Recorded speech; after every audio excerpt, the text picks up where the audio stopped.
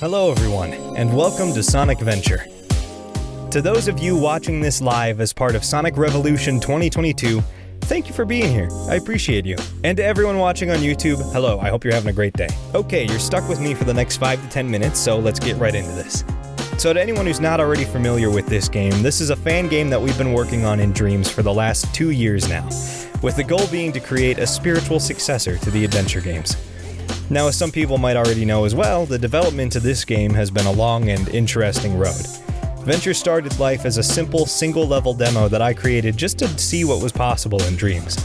Over time, though, and almost completely unintentionally, the game slowly picked up a great deal of interest, snowballing more content, playstyles, developers, and community members with each subsequent revision.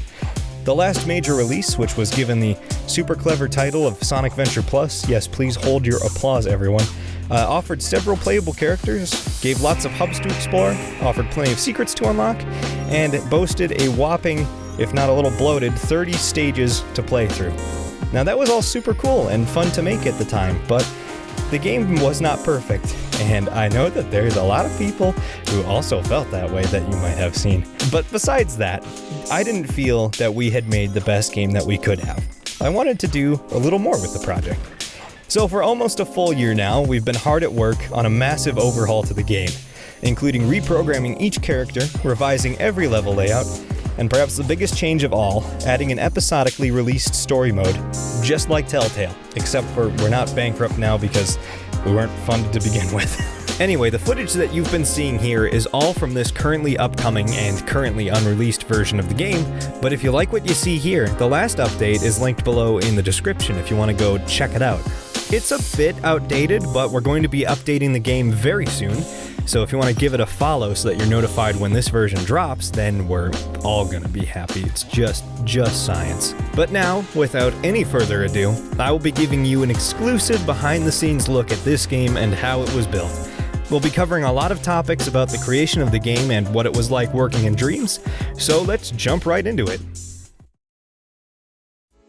Right off the bat, I wanted to touch on a couple of things about making a fan game in Dreams.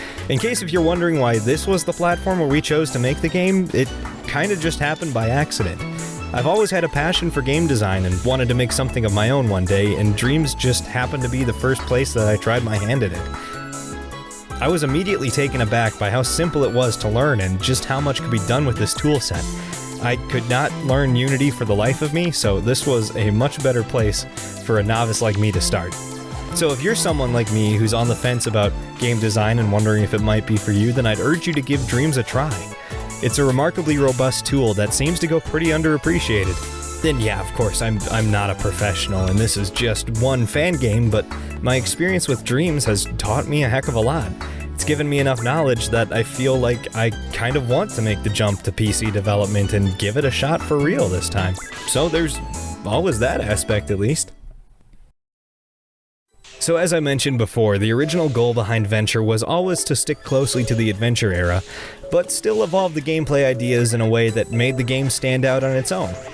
Now that said, that was substantially easier said than done. I know that it's a bit of a dead meme in the Sonic community to say that 3D Sonic is very hard to do right, but I've learned that that is substantially more true than I ever thought it ever would possibly be, oh my god. Right from the start, I made the ambitious choice that I wanted to program all of my own characters, all of my own items, and all of my own gimmicks for this game. Now this was a great choice that gave Venture a lot of originality, but it also set me down a long, dark, and painful road of debugging. Dreams is a great tool, but it starts to get difficult to work with when you try to make a character that moves this fast. My Sonic clocks in at a top speed of around 40 in-game kilometers per hour, which means that momentum, clipping, and hit detection all start to become a problem at those speeds. For reference, the Sonic in Sonic Adventure Dreams Edition clocks in at about 20 to 30 kilometers per hour, which I do not say as a flex, I say that as a full admission of guilt that Rich Menace and 5x1 are infinitely smarter than I am when it comes to making a game because 40 is too much. So as you might be able to guess, Venture's speed necessitated a lot of debugging and careful manipulation of Dreams' design rules to work properly, which is why the programming that I did for Sonic gets a little bit complicated. So complicated, in fact, that Sonic alone takes up 40 to 50% of each level's thermometer space at any given time, which, if you don't know, is way too frickin' much. A lot of that memory does go to animation work as well, though. Instead of using Dreams to automate some of the animation workload, I wanted to go the extra mile to keyframe out as much of it as I could. Most characters are actually completely hand-animated at this point, which allows for some of my favorite touches, like Sonic's randomized trick poses. In the end, it was a lot of work, but I think it was worth it. Hopefully you agree. A character that moves as fast as Sonic needs a lot of ground to move around in, which seems understandable up until you remember that Dreams has some sometimes very strict memory requirements. You only have 100% of thermo to work with, and Sonic already takes up around half of that. Not to mention that Dreams is going to start lagging unplayably on lower-end consoles the closer that you get to 100%, so you actually have a little bit less than that. Now these two factors mean that Venture has to have very big levels that are very efficient in their use of space. It was a long road to figure out a good way to do this, but here are a couple cool tips and tricks that I found to make it work. Just like in the original Sonic Adventure, levels are split up into smaller segments. For example, here's Emerald Resort, Sonic's second stage.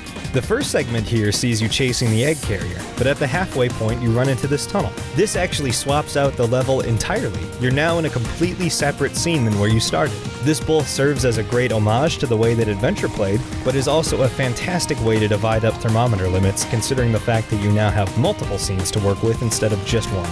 Sonic himself actually holds the programming for a ton of gameplay items as well.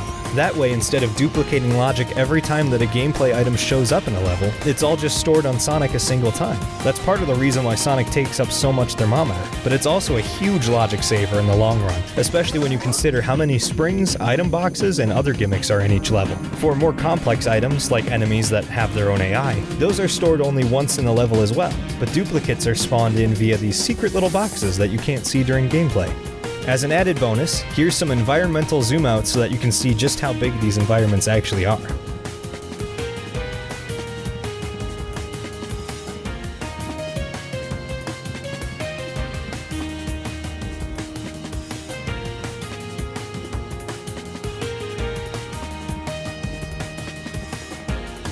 I also figured I'd show you how I made this set piece in Metro Nightlife.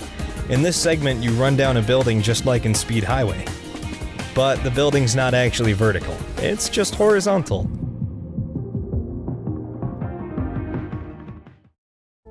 One of the big questions about adding a story to this game was figuring out how the characters were going to emote and talk to each other. Fortunately, our awesome Discord community gave us a way to make that happen, and I'm happy to report that we've put together a pretty amazing cast of voice actors to give life to these characters. Now, anyone who's played a Sonic game also knows that music is a huge part of the experience. We've got some killer composers as part of the team, and I'm a huge fan of the work that they do. You've actually been hearing some of it in the background of this video, so be sure to check it all out when the game gets released. Now before we go, I have a few final surprises to show off today. Now the adventure games were known for incorporating multiple character campaigns and playstyles to flesh out the cast. So you might be wondering, why have you only seen Sonic so far? Well, not to worry, because he won't be alone on this adventure. Both Knuckles and Eggman will be the next of many characters to join the Venture cast, bringing with them their usual treasure hunting and shooting gameplay styles. However, each is going to have a unique twist this time around. Knuckles keeps his usual abilities to glide and climb, but now he has a few more tricks up his sleeve to help him cross hazardous terrain. While he still keeps the core gameplay of tracking down items via a radar, there's now a bigger emphasis on Zelda-style puzzle solving thrown into the mix to keep things fresh. Eggman, on the other hand, is all about the heavy weaponry. He's actually built off the framework of a Ratchet & Clank game I never finished, so you know that there's going to be a lot of explosions. Eggman's now able to aim freely with his mech, and can switch weapons at any time to take out a variety of foes. But that's not to say that Sonic's without his share of additions as well. Keep an eye out for special stages to make a comeback, as well as a few other hidden secrets to reward thorough players. I can't tell you what they'd be though, because that'd just be a shame, that'd be a spoiler. Well, that's all that I have for today. And it's been about 10 minutes, so I think that I should let you go now. Well, thank you for joining the panel to anyone who watched here today. And to anyone watching on YouTube, I hope that you have a great day as well. If you like what you saw here today, feel free to swing by the Discord, play the game, leave a review, cyberbully me, something. It's all good.